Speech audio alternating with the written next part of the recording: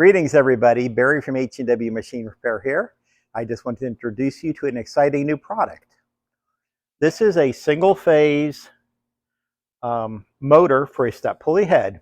Now you're probably thinking, well, that's not exciting, you've sold that for years, and we have sold one for years. But this particular unit is very unique because in the past you'd always have to bore and broach your pulley. You no longer have to do this. This is a motor that we are having made custom just for us.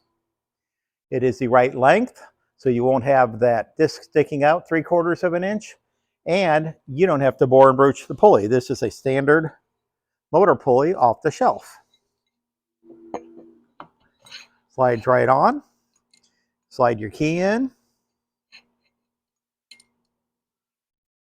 Obviously, tap it down, tighten it up, and you are good to go. No more boring broaching. This is also less expensive than the original, so you're saving a few dollars, but it's going to give you more rigidity. You can run it 220 single phase or 110 if you would like.